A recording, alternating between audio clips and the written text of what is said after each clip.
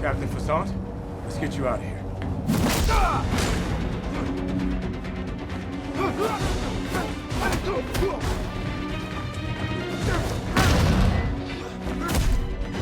Talk a little bit about the difference in fighting Steve Rogers, Captain America in Civil War, and fighting Falcon in Falcon and the Winter Soldier.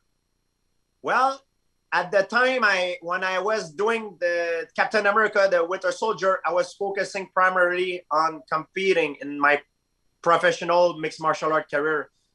Now, it's been 2 years. I retired from the sport. I've been taking acting class every week, so my game has improved.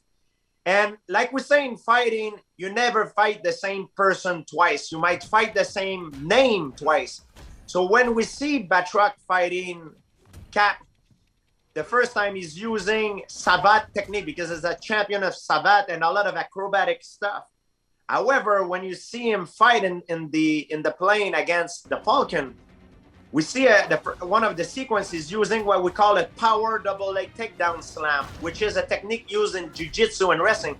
So that means that Batroc has improved his fighting skills. So he got better. He's a more lethal fighter now than he was when he first met Steve Rogers. Batroc was only in it for a little bit in Civil War. Were you hoping that he'd come back? Did you wonder what had happened to him in the MCU? When he was in, you talk about the Winter Soldier, I knew he didn't die. And I know in Disney, everything can happen, you know? And now we see him, and everybody has seen the first episode. He jumped off the plane and he was able to escape. And Batroc is a mercenary, but he's a very proud person, you know? And now you can be sure he's going to have vengeance in his heart.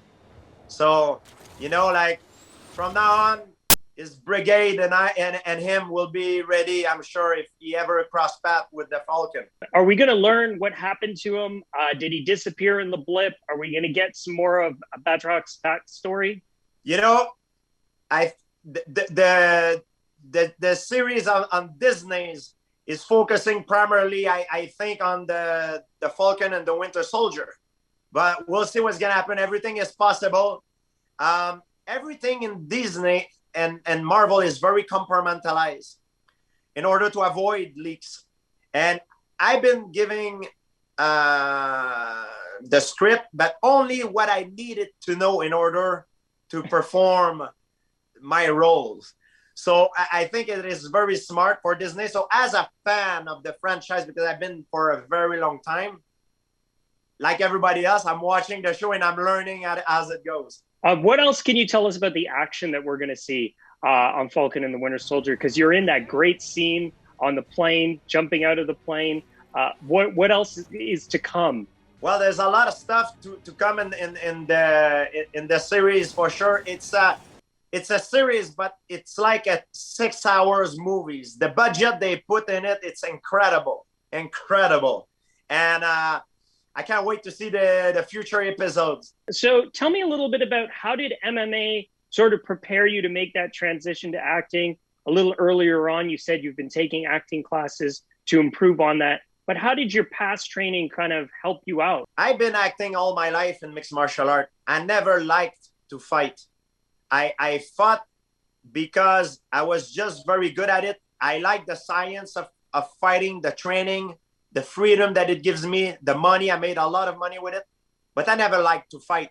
But in order to preserve that dream lifestyle of mine, I needed to fight. And people ask me, why did you do it then? I guess I like to win more than I hate to lose. But the feeling of not knowing if I would have been badly hurt or humiliated or winning the ultimate glory was unbearable for me. So before every fight, every time I fought, I put on a mask. I was acting because I was extremely uncomfortable, terrified. But I act like I was confident and happy and excited to be there in order to not give my opponent a psychological advantage. And another thing that it's very similar is when you get ready for a fight, you rehearse different scenario in training of what can happen in a fight. But when you get in a fight, you find out quick enough that your opponent is always different than of how you imagine him. He's never the same. And in acting, it's the same thing. When you rehearse a scene, you can rehearse it as much as you want. But when you get on set and the lights are on, you find out that quick enough that things are always different. The setup, the background is different. The reaction of the actor with who you're playing could be different. So you need to be like Bruce Lee described, to be like water, you know? Because I believe the best actor and the best athlete are the one that can adapt the best. And that's what I think makes actor like Anthony Mackie, Sebastian Stan, Leonardo DiCaprio, Denzel Washington so great, you know? Are you going to go up against the Winter Soldier? Everything is possible. Now, Batroc, he has vengeance in his heart, you know? We don't know what's going to happen with the Winter Soldier. We see Anthony, we see Sam Wilson and the Winter Soldier, Bucky. They go in separate ways now. I think Disney did a great job of developing the character. I think they did a great job of making me look like a ruthless guy. Are we going to see the Leaper pop up in other MCU projects and movies? Are you hopeful that he gets to come back and go up against different MCU heroes?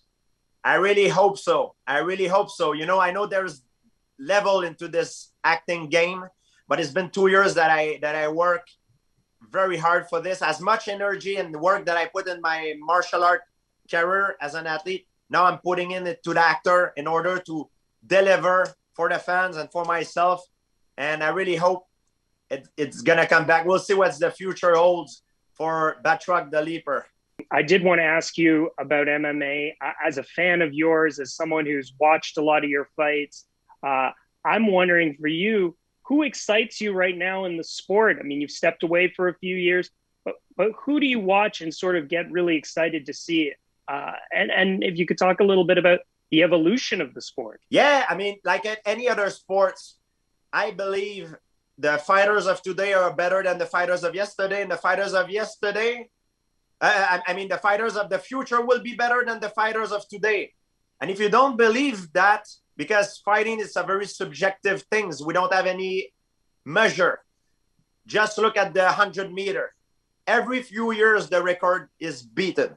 As good as Usain Bolt is, one day there will be a guy that will come and beat his record. The records are meant to be broken. So I remain a huge fan of mixed martial art because I've done it all my life. Is there someone who you're particularly a fan of? Oh, I like all the champions. I always trying to look the best guy. You know, I was a big fan of Khabib Nurmagomedov. That's why we're trying to organize a fight with each other. Unfortunately, it didn't work. But I think he retired on top and he did the right move. You know, he finished with an incredible legacy, undefeated. And wow, what a career. Okay. Thank you, Mr. St-Pierre. It was great to be talking to you. I can't wait to see what's next on the show with Batroc. Thank you. Thank you so much.